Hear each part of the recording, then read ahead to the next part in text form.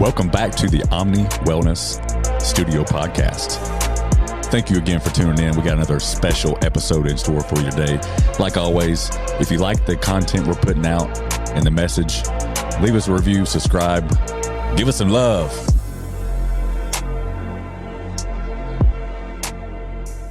A lot like you, and I loved him too. Frank Zane was my favorite because he was a little small bone like me and Rob Tyler's little bone. Yeah.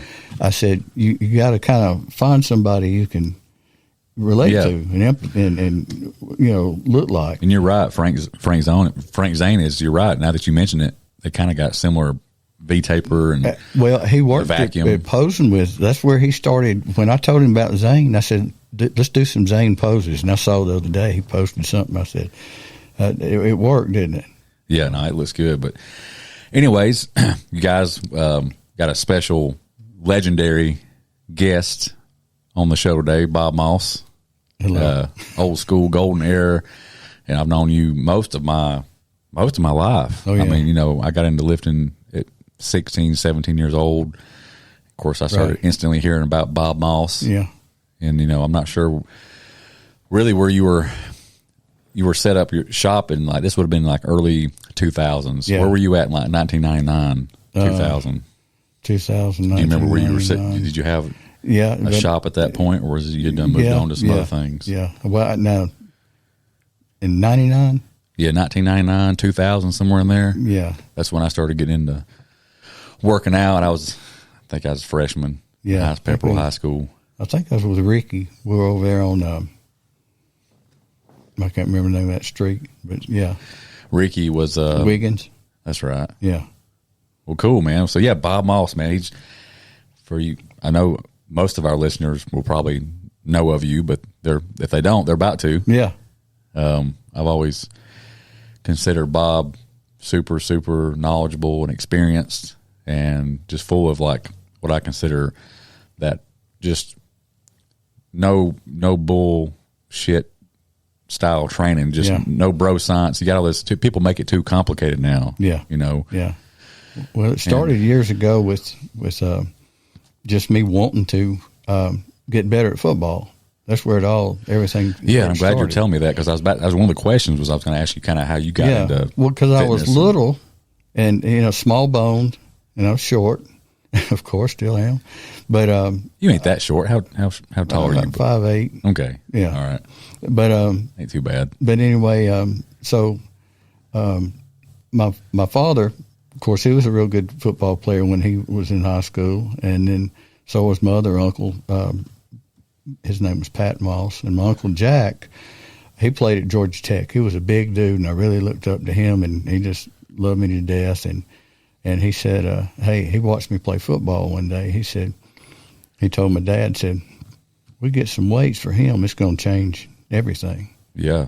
And so I got a set of weights, and Uncle Jack, and this was, like I say, years ago. How old were you at this time? I was about 13, 14. That's when you first started getting into weight training. Getting into it. Just with a weight set in your bedroom. Yeah. And I always loved fitness, like doing the fitness test at school. Presidential, I always had to win it. One time I did 750 sit-ups in the sixth grade. Dang. And we had to do them outside on a burlap sack, so my butt was raw that night. But oh, man. But it always, always wanted to be physically faster and stronger and stuff. But Uncle Jack saw my potential, and he told Dad, get some weights, and we'll put them in the basement of our house. And that's what we did. And I had a friend that lived down the street, Marty Lundy, who, as everybody knows, from Rome, he later became Arn Anderson. But he was a little fat boy that got picked on. So Marty Lundy became Arn Anderson.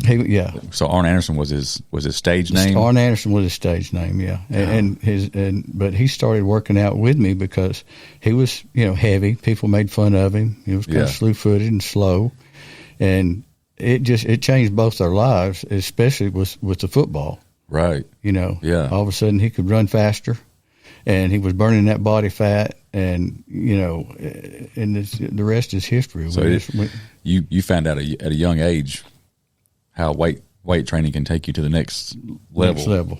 That's right. And I knew that I could, help other people do that also. That's one reason that was my inspiration for getting into the business, because I knew I could help other people with it.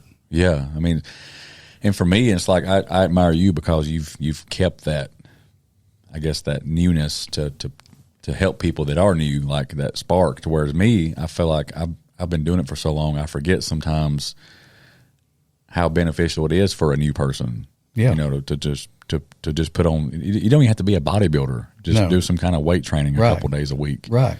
Just stimulate the muscles a little bit. Yeah. How beneficial that can be just for the everyday person. Yeah, and especially, I mean, I'm 65 now. Yeah, but I still train, and you know, like I was telling you, my shoulders are getting arthritic now and stuff. But I'm always going to do it. I mean, I love doing it, and I love showing people how. I still, you know, help bodybuilders and, you know, stuff, and so I'll always continue to do that. So teenage years, you were doing it there in your basement, and how do you get from? I know we were looking at pictures earlier, and what I had asked you was, you had showed me a picture of you at 20 years old, striking a pose in front of your gym. Yeah, you started and opened in 1978. 1978, 78. Yeah, and at Bob's Body Shop, the original one. Yeah, but what happened was after I'd been training, me and Marty Arn had been training together, you know, for a while and going through school and stuff. I think we were sophomores and maybe juniors in high school. We were going to school, riding to school one day, and we see this club on Dean Street called Nautilus of Rome. That's what it was. And I never even heard of that until you mentioned it. And later, when they started adding free weights and stuff, it was Rome Athletic Club. It was Nautilus of Rome. They had complete Nautilus training equipment in there. But the day going to school, we see a building that says Nautilus of Rome. And there's this dude out front, and he ain't got a shirt on. He's striking a pose, just posing. Just messing around advertising. Yeah, and I was driving, about had a wreck. Me and Marty were laughing so hard. And I said, man, we're going to go to that place after school today. We went over there and joined up. It was old Paul. Yeah, you said it was Paul Baker. Paul Baker, yeah. That's another guy that I want to get on the show, you know, that I consider old school. Yeah. He's still at it, man. He's he's in his 70s. Yeah. And Mike Talbert, he's the one that really, as far as the bodybuilding, and I would go through these workouts. Mike was the bodybuilder back. I didn't know that. I didn't know that he was you know, I always knew he was around it and was knowledgeable, but you're telling me he was probably one of the best in the area as far as his. Yeah. I mean, he was hands down. He knew his stuff too. And I would want to go through workouts with him because Mike looked good, you know. And he taught me the form and the technique and the proper way. And to this day, it's not about the weight you use. Yeah, it's form over ego. If you let ego take over, you're gonna get hurt. So, got a couple different directions here. We can always revisit other ideas that's going through my mind. But since we're on it, how I am curious, you know, other than seeing like some of the Arnold documentaries and seeing how they trained back then, because it was different. Yeah. You know, like back when y'all were training together, like Mike Talbert and all that, did y'all have like dedicated days like, hey, this is chest day? Oh, yeah. Did you do arms? Yeah. Did y'all do different splits? Yeah. Did y'all change it up from time to time? We would still do splits, but, you know, with the intensity that you train, you had to, you know, once we got into the intensity training, because for a while we just did sports training for football. When I started training with Mike, you know, he would show me how to do the like pre-exhaust workouts. You keep mentioning that, so tell the listeners what the word pre-exhaust means. You were using the lat pull. The lat. For example, that machine you were saying was one of your favorite lat machines, and tell the people what it is. It's the machine you get in, and it's basically you sit your elbows in it. Right. You sit your elbows in it, and you reach out and you grab a bar, and your elbows are supported on those pads. With pads. Yeah. So you pull it all the way over from way back, all the way over. And I agree. That's one of the best lat machines ever. Best lat movements you'll ever. It works your whole upper torso too. It works your chest. It works everything. But you would use that to pre-exhaust. Well, the pre-exhaust eliminates the weak link in the movement. So when you're working back, the weak link in the movement is your biceps. The biceps will give out before your back will. Yeah, you're right. So if you do the lat machine, the pullover machine, and you do it first, you're relatively keeping your biceps out of the motion. Out of the motion, yeah. So when you go to do the lat, the regular pullover machine, your lats are the things are the muscles that tend to give out first. Right. So when you do that and then go do a lat pull down, you're destroying your lats. Yeah, by doing that pre-exhaust, you're probably already kind of getting that mind to muscle connection. Yeah, exactly, and you're pre-fatiguing the muscle, so you're going to work it thoroughly. Right. Whereas if you do the lat pull down first, your biceps and your shoulders are doing most of the work. That's so cool. So the word pre-exhaust was something y'all really focused on. Yeah. Pre-exhausting certain groups. Yeah, and a guy named Robert Kennedy came up with that principle. And Robert Kennedy has the best encyclopedia of bodybuilding there is. Arnold has one, but it's like I can say old school. I'm old school, but Robert Kennedy would come up with it, like the pre-exhaust principle and the post-exhaust principle, where you do the compound first and then superset it with the isolation. You get more into contest mode, you do the pre-fatigue, where you do the isolation first and then do the compound. It really brings out your muscles. So what's so for the listeners that don't know or just now starting off and working out, like when you're talking about biceps, what would an example be between a compound or isolation movement in biceps? What would be some examples? A compound would be more one that you would use more weight on, which would be a barbell curl. Yeah. So the isolation would be the concentration curl. Yeah. Yeah. Or another one I like is the cable curls. Absolutely. The high cable curls. Yeah. Those really isolate you good. Yeah. You could do that one and then do the barbell. That would be a pre-fatigue. I love taking people through it because I tell them, I say, hey, man, let me tell you something. You have to lose your ego because you're not going to be able to use the weight you use. Right. Normally, when you're doing a straight set, you're doing your bench press because you're pre-fatiguing that muscle. So when you pre-fatigue it, and you're going to feel it directly in the chest muscles a lot more than you would if you were doing the compound movement first. So, did you enjoy training? And I'm sure y'all changed it up because I do. Yeah. Sometimes you probably trained biceps and triceps together. And then sometimes you might have did chest and tris or back and bis. Yeah. There's probably really no wrong or right. Right. No, there's not. There's not. But I always, and with me and other people I've trained, I've noticed that when they superset the bis and tris, for some reason, I guess it's working them together. It just flushes the muscle better, and I get better results. When you're doing bis and tris together. Yeah. I get that. Yeah. It is essentially shuttling more blood into all that muscle. That's exactly what it's doing. So I know, like I said earlier today, if you get on Instagram or social media or YouTube, there's so many rules now. They make it complicated. You don't want to overtrain. Yeah. You got to give yourself recovery. Do so many do's and don'ts. Like if you're doing this many reps, you're overtraining. Go to failure. Don't go to failure. You know, stay within this certain rep range. It's all about this movement and that movement. Like, I don't think y'all thought about it that much back then. No, no, we didn't. You're right. Not back then. but now, when you do the pre-exhaust training, you don't work out as often because you're tearing down the muscle a whole lot harder. Yeah, you're tearing it down to the max. So, for example, like on an arm day, like if you were going to train biceps and triceps, how many? Let's just take biceps for example. Yeah. Or that's a question to you. If you would you do triceps first, then triceps, or would you go back and forth, do some tris, do some bis, or what would you do first? I'm just asking your opinion. Like if you were pre-exhausting. Yeah, if you were going to go in there and train bis and tris, I would work the largest muscle first, which would be the triceps, and then biceps.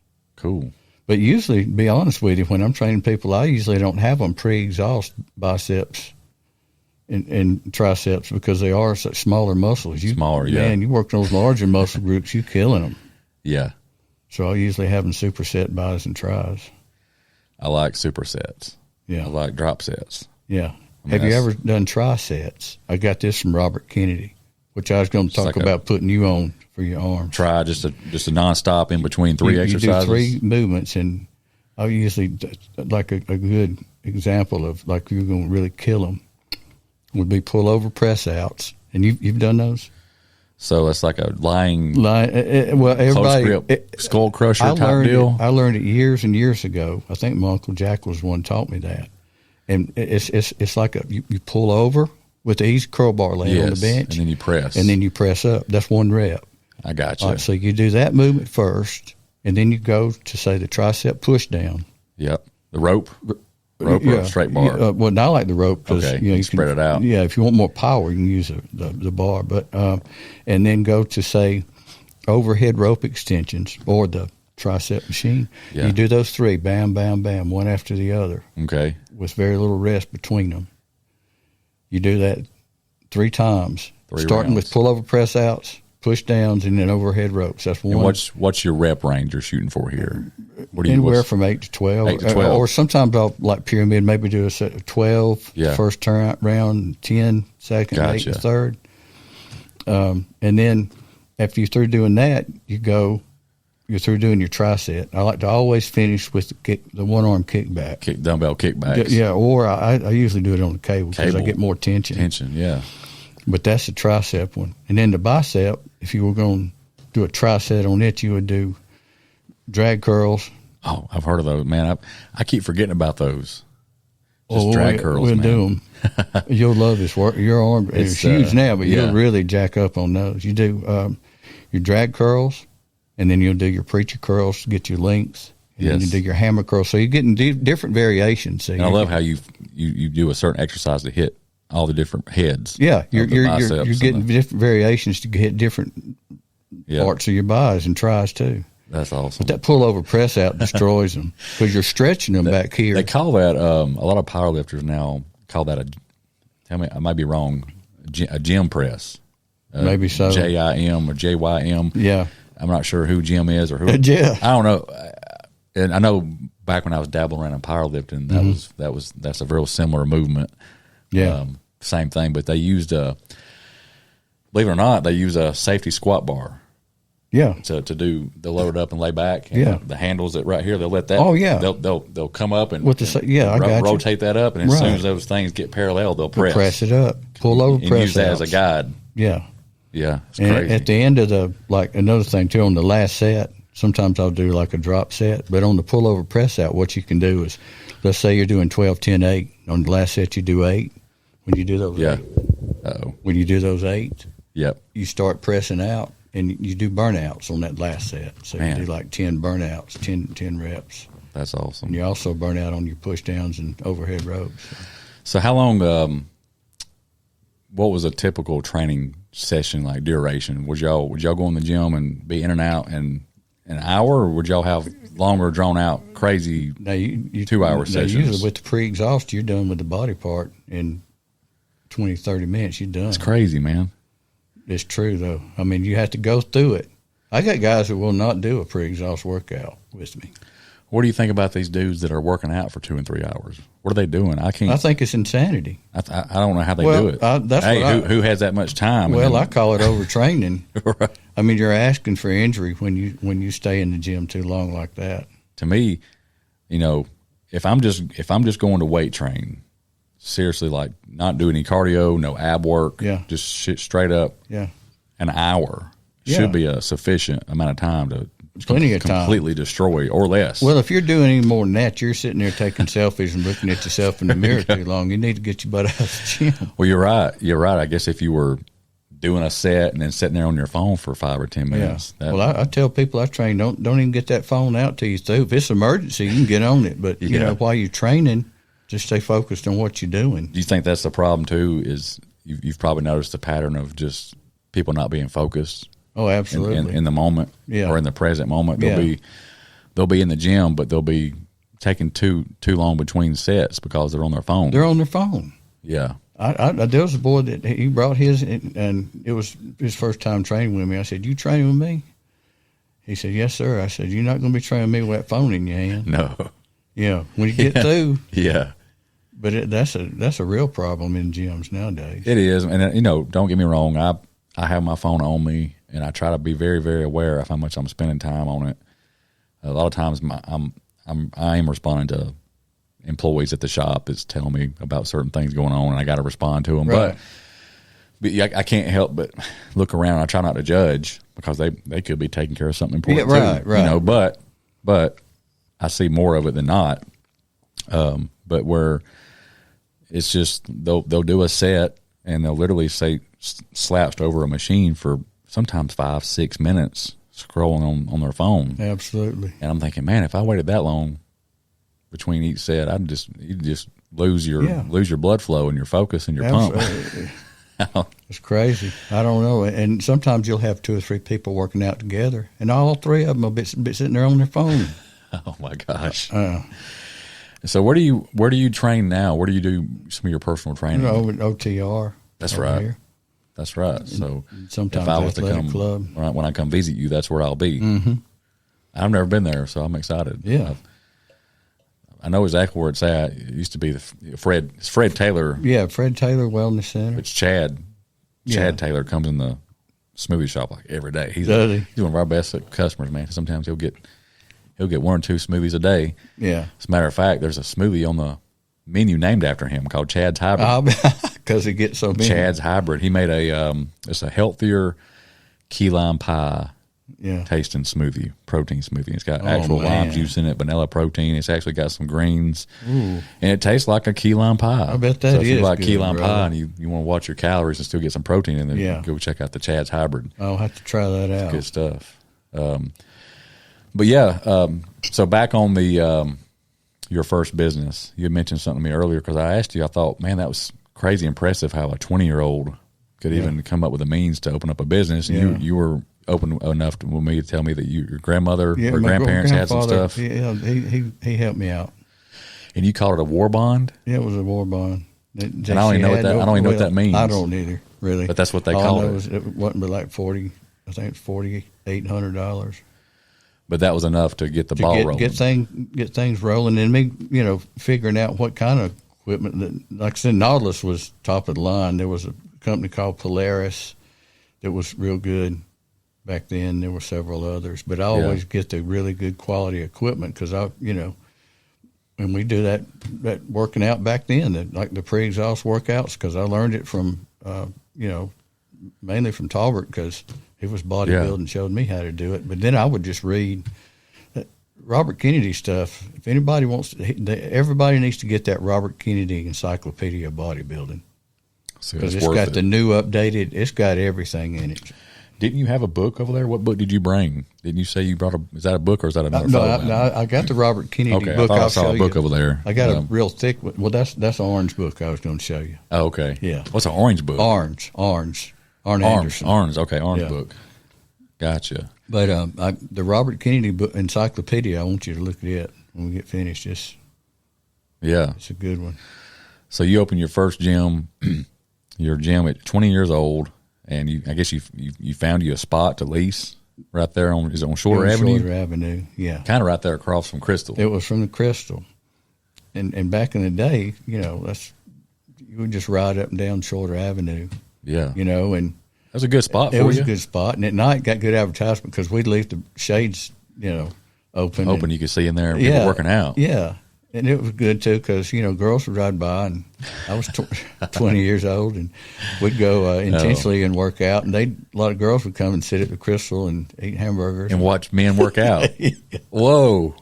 That's so funny, man.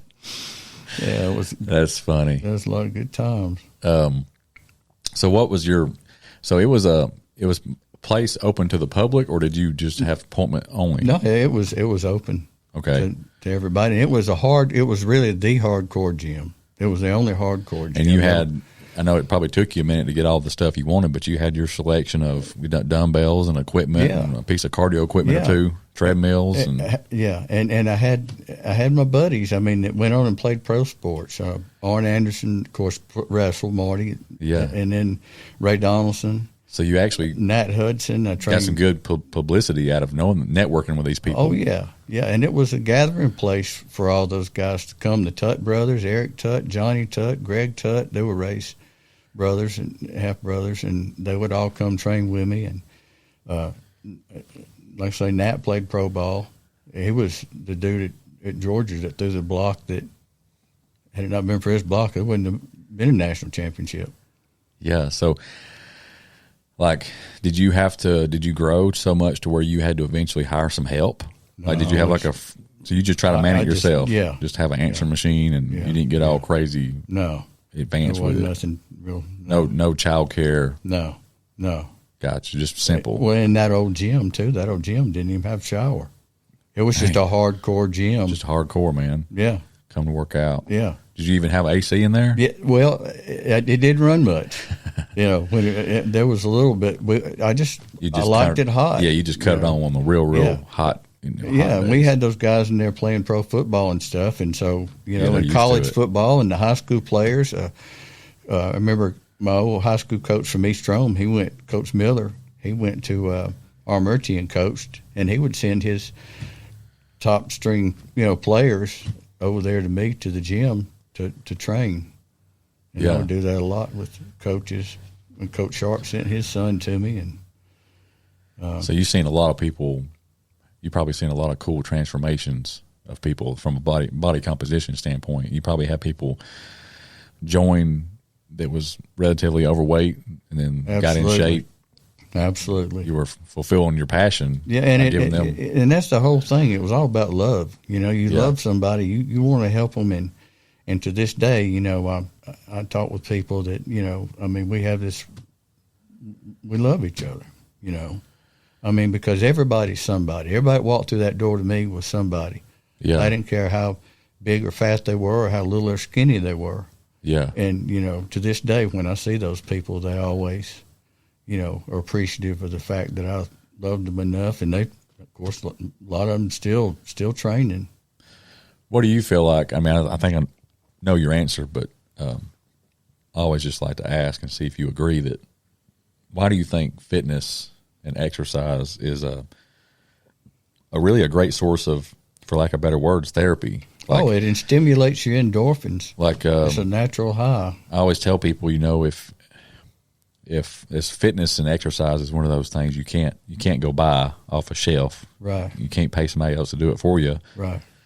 But and just like you've seen people lean into that and lose 30, 40, 50 pounds, put on some muscle, increases their confidence. Yeah. And that spills over into other areas their of their life. self-esteem. Mm-hmm. It can help with their relationships, can help with their job. With everything. In life. And I think that's, you like seeing people thrive in that. I do. Or I really do. Or, see them carve out that side of themselves that they didn't even think was possible. Right. There's a lot of young guys, too, that, they didn't play pro ball, but they made it all the way to college, and they excelled in college. And Charlie Culberson, little Charlie trained with me. Yeah. I say little Charlie, he's 6 foot something. And just amazing, not only amazing athlete, but amazing human being. And so his family is, too.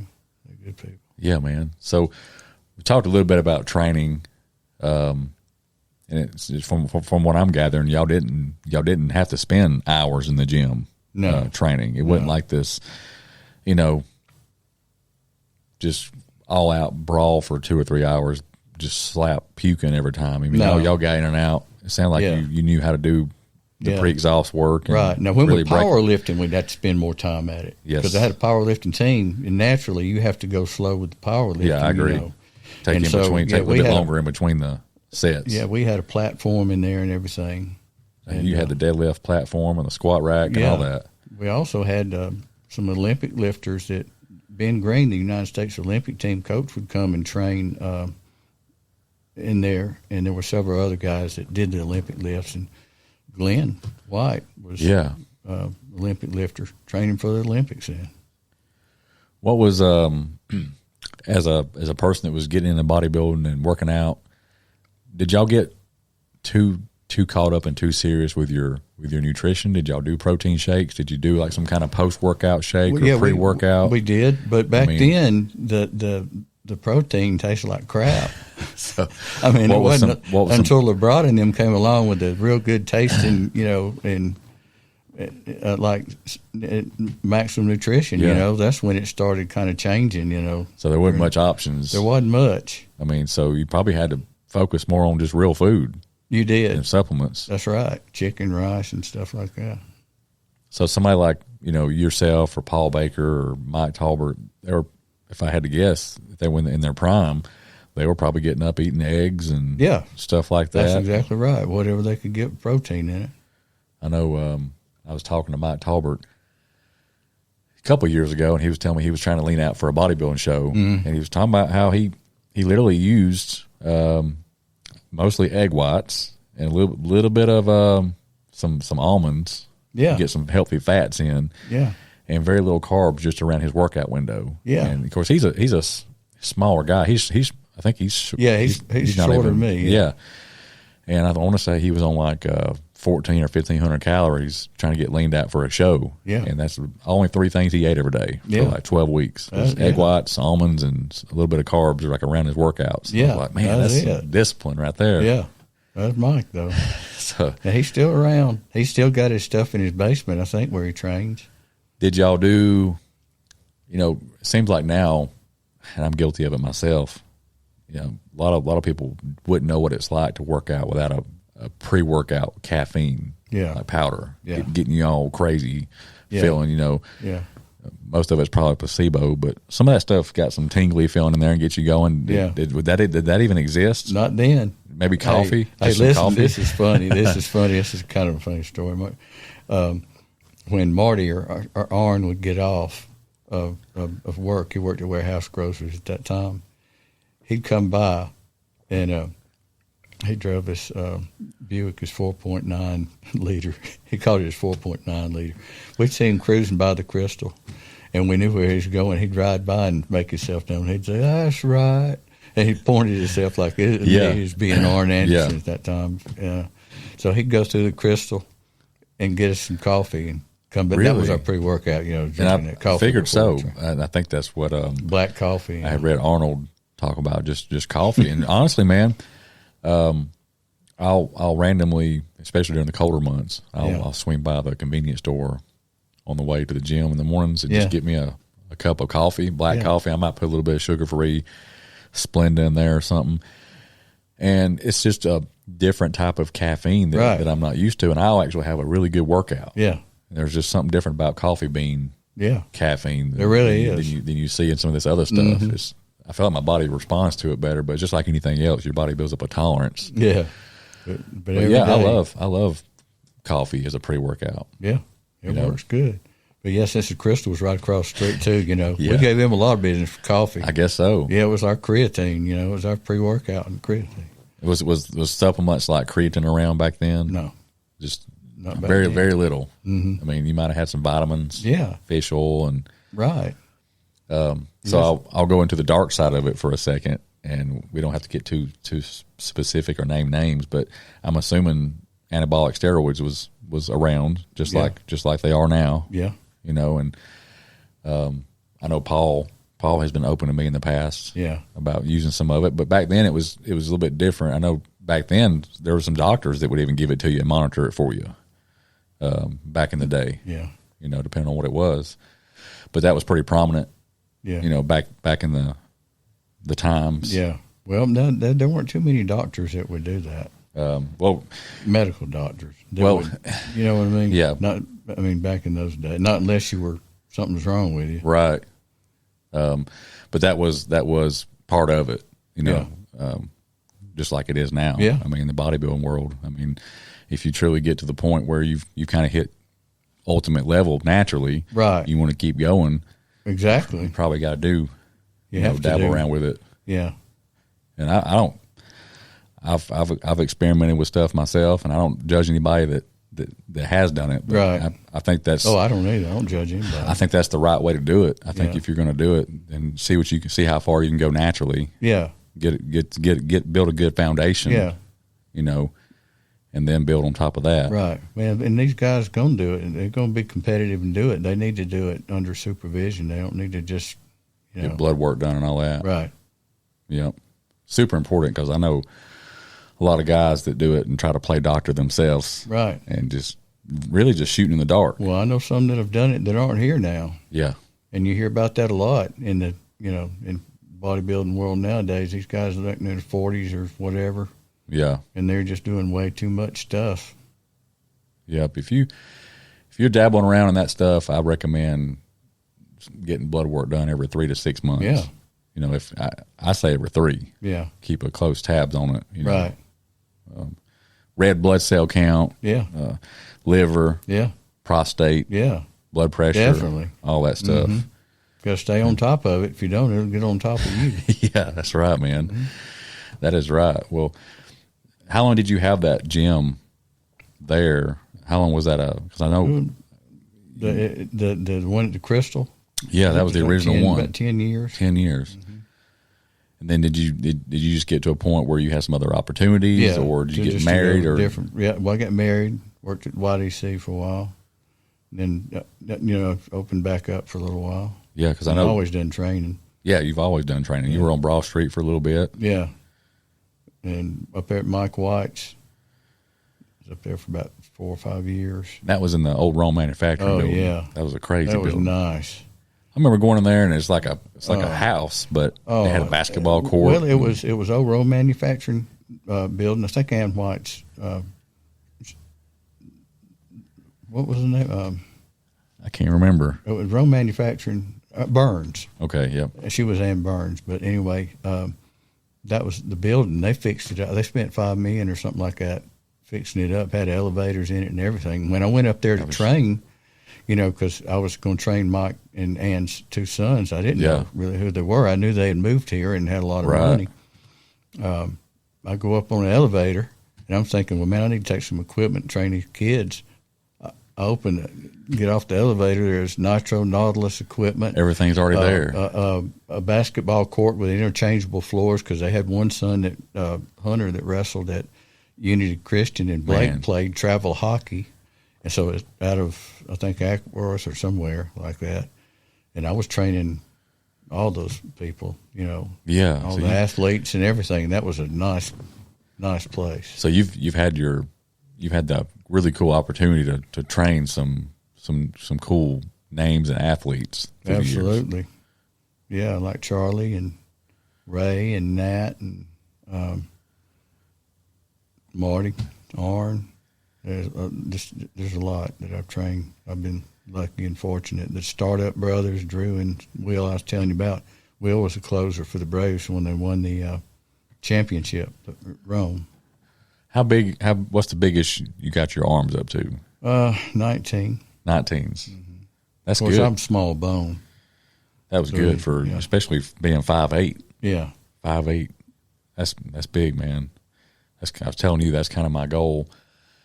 Well, I got a routine for you. Do you think it's possible to add on a little bit more size to my arms, being that I've already been training for 15, 20 years? Because this routine, what I was telling you about, that Robert Kennedy, the tri-set for it's going to shock the it'll system. It'll shock you, yeah. I think I can. Because your muscles become used to it. And I've thought about training arms more than once a week. Yeah. Top setup. Yeah, when indirectly you're getting that indirect effect with arms. Now, like if you were doing like pre-exhaust type training, you wouldn't need to work a body part but once a week. And people think, in their mind, they think, man, that couldn't be. But you go through that workout and you do it the way you're supposed to do it, because you do the isolation movement, and with less than, you want to do like less than 10 seconds rest, somewhere between 6 and 10 seconds.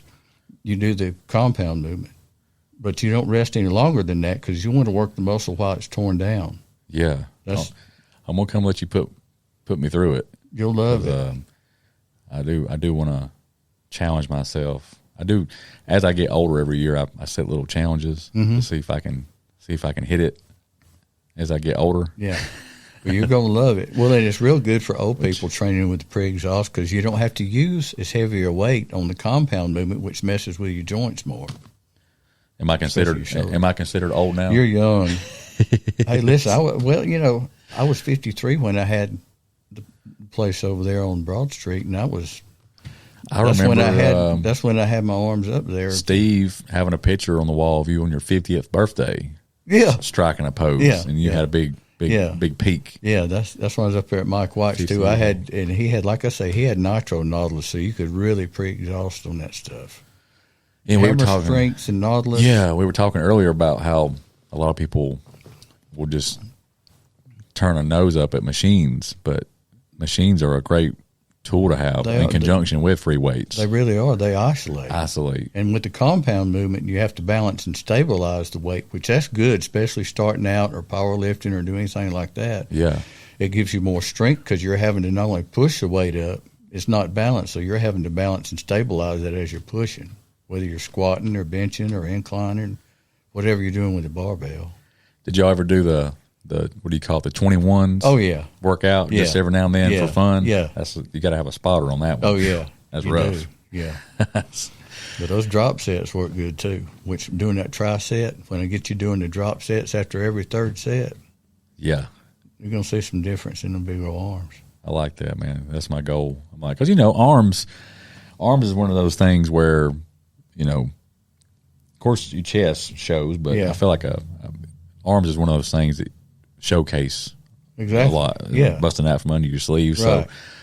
So that's one of the first things you notice is your arms about a person. Yeah. So I think if you got big arms, of course, I always encourage people to have everything well balanced and not symmetry, not skip leg day. Right, yeah. Totally. Like foghorn leghorn. Oh my gosh. Did you have guys that didn't want to do legs back in the day? Did you ever give them hell? Oh yeah. We gave them a hard time. Yeah. Why do you think that is? Why do you think a lot of people, because legs just suck, don't they? They're hard. Yeah. They're hard. It takes it out of you. It takes it out of you. I told Allie, my girlfriend, that for me, I know everybody's got different thresholds of pain and stuff like that, but every time I train legs hard, it really takes it out of me. It's so much to the point where I get kind of lightheaded and nauseous. Oh yeah, and I've even threw up a few times. I got memories of me and Chris Melton working out at the wrong Club Fitness. Yeah, and they had a locker room back there. I remember me and him would do legs on a Sunday, and before I could even think about leaving, I'd have to go back there and lay down. Oh, yeah. Put my feet up. Oh, yeah. And just lay there for about 15, 20 minutes where I could even collect myself enough to drive home. Yeah, we'd have to get nauseated before we got a good leg workout. And we really build the legs, but that's important. You don't want to look obtuse looking with a big upper body and little. But, man, honestly, I know a lot of guys that don't do legs, man, and I need to start giving them hell because they'll give me every excuse in the book. Like, I'm talking about these dudes are like in their 30s and 40s that don't do legs because I hurt my knee 15 years ago a little bit, so they won't do legs at all. That's crazy. Like, well, you can still do some leg extensions. I got 3 titanium pins in my. I still do legs. Yeah, you can do. There's some squat machines. You can do what you can do. Yeah, you don't have to do heavy back squats. No. But there's a lot of cool leg machines. As a matter of fact, Katie, the girl you met this morning, I didn't know this, but she don't do back squats. Really? And she's got some really good muscular legs. And you can really isolate. And pre-exhaust, oh my gosh. Have you pre-exhausted legs? No, I have not. Well, you will. Well, it's funny you say that because I just recently discovered it's absolutely brutal. Jay Cutler.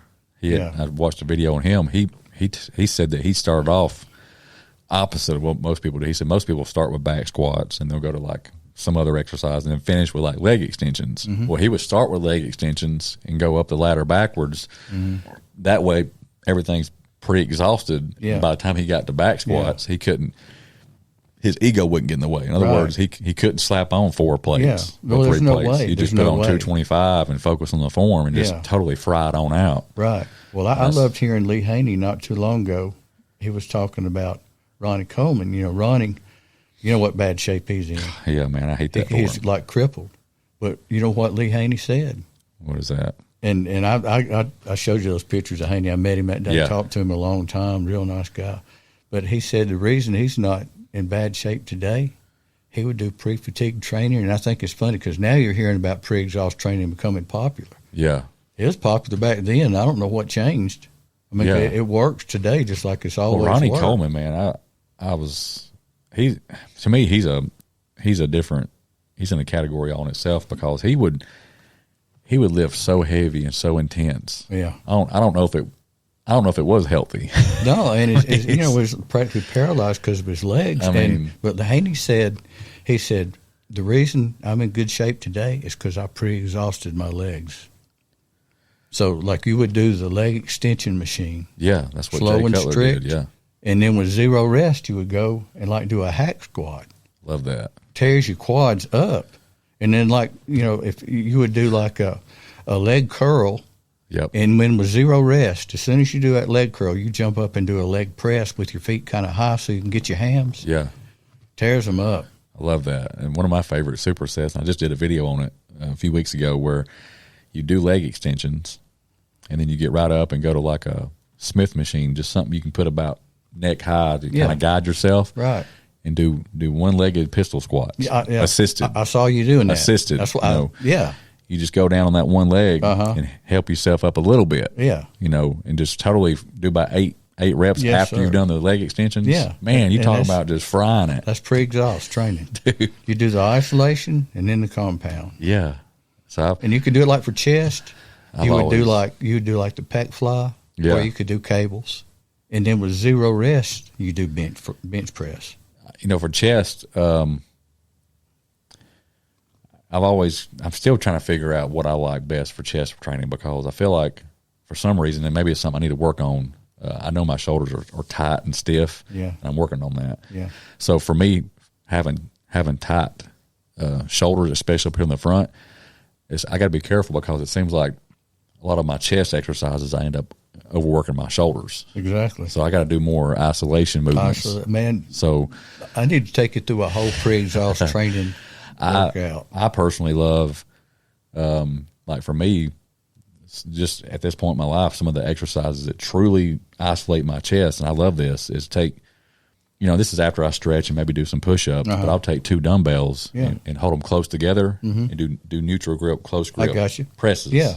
Man. Yeah, that gets your whole pectorals. And then superset that with some like flies, the fly machine, and you can even do one at a time and go past center. Right. And you get that squeeze. Yeah. And golly. Yeah, because that squeeze is, and I tell people, I'll say, you squeeze it, ease it. Yes. Squeeze it and ease it. Everything you do, just think about it. Squeeze and ease. Always accentuate the negative, because most of your strength is gained throughout the negative lower part of the exercise anyway.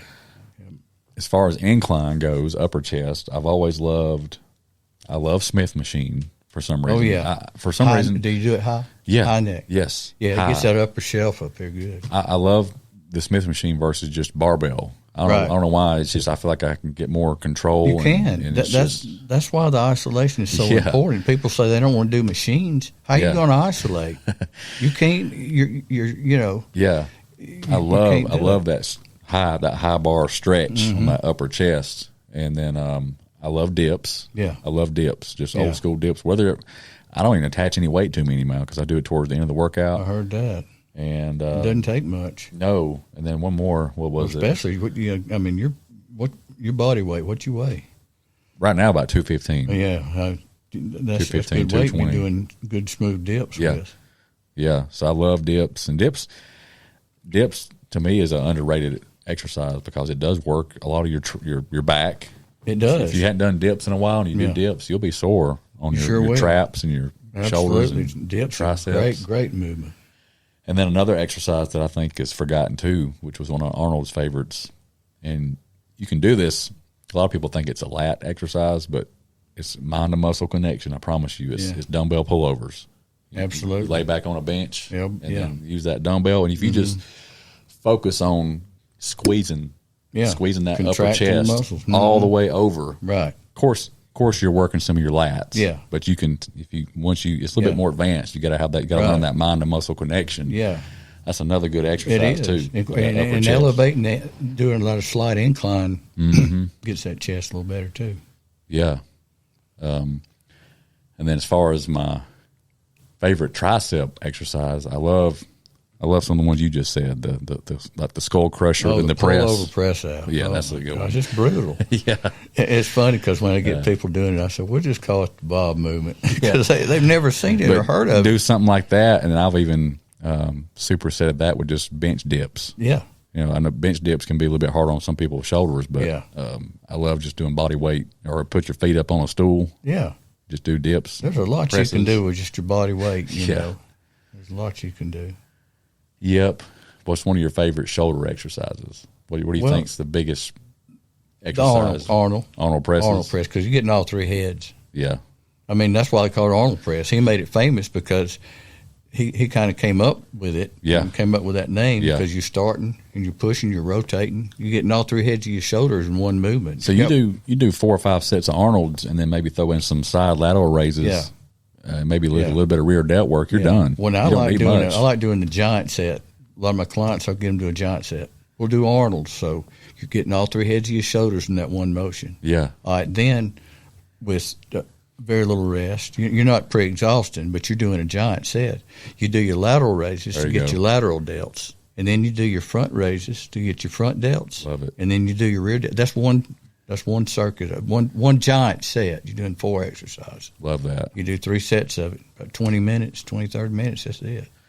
Do you think that a lot of people go too heavy on side lateral raises? Absolutely. And they go way up in the air. Oh, yeah. You don't need to. Well, once your elbow gets past once your hand goes past your elbow, you're taking the stress off your lateral delts completely. There was a video that the Dwayne Johnson posted, The Rock. And he was literally sitting on a bench, and people were giving him a hard time saying he wasn't lifting heavy enough. He only had like 15, 20-pound dumbbells, and he was just going up and just focusing on that form. That's all you need. And yeah, you're just trying to take that one muscle. That's a smaller muscle group right there. That's it. You're just trying to get that one muscle to pop out there and shape. Yeah, that's all you're doing. And people and they, like you said, they be grabbing those 40s ego lifting, and you're swaying, and it's you're always not even form over ego. I tell everybody, form over ego. If you're going to ego train, you're pissing in the wind. Yeah. Got to do it right to isolate the muscle and look good. You're right, man. Bodybuilding. I love it. I do, man. Well, unless there's anything else you want to add, I think I've covered all my questions as far as the nutrition and training. No, I really appreciate the opportunity. No, this has been cool. I've always wanted to. I've been around it for a while too, so I want to make sure I wasn't too far out of line from what I consider the best. Yeah. As far as ideas and theories. And, no, man, you got a good thing going here, brother. I'm telling you. I tell all my people, I can go see Keith. I appreciate it. He's the man to go to because you got so much knowledge and so much to offer people. I mean, if they're wanting to really advance, they're wanting to get into bodybuilding. Yeah. That's the place to go. Yeah, I tell people that I've built a big tool shed. Yeah, it's built a big tool shed, and everybody can come by and I help you figure out which tool you need to get to work. Yeah, well, that's what I love about you is you're not egotistical. It's not about you. It's about you helping other people, and that's what we live for. Yeah, it's to help other people to get better. I do. I love it, man. Yeah. I'm looking forward to getting over there and you put me through a workout. I don't know if you'll like me too much. No, I'm ready to. What we're going to do is we're going to take measurements. Yeah, I want you to hold me accountable. Yeah, you think it's possible to add a 1/4 inch or a 1/2 inch to my arms in a year? Yeah, I do. In 1 year's time. Yeah. So by my 40th birthday, we're gonna shock it. So honestly, man, you had 19s. I think I'm at like 17.5. Yeah. So I got to catch up with you, bro. Yeah, you'll do it. You'll do it. So you think I can be up to 18? Absolutely. By my 40th birthday? That'd be kind of cool. Yeah, you will be.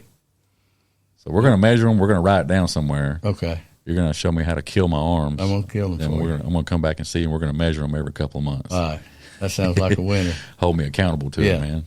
Well, Bob, I appreciate you being on. I appreciate you, brother. It's been, like I said, I was really looking forward to this one because it's not every day I get to have somebody that's what I consider old school, legendary. That's just got so much experience in this field. So I truly do appreciate it. Well, you're doing the same thing. You're helping people. You're loving people. You're not being selfish with your knowledge. You're sharing your knowledge with people, and man, they're gonna love you for life because you just, I don't know, you don't really believe in yourself until somebody else believes in you. Yeah, and that's where I get in trouble sometimes because I want it worse for people sometimes than they want it for themselves. And sometimes I can wear on you. I know. Emotionally. It can. When you believe in somebody more than they do themselves. And it's sad. And for the people that I can help push through that and they can start getting confidence, man, it makes it all worth it. Yeah. But there is a point where I just get so exhausted. I'm just like, I can't do nothing for you, man. No. You're on your own. You got to want it. You got to want it. Yeah. Yeah. Well, Bob, I appreciate you, man. I appreciate you. And we'll catch y'all next time.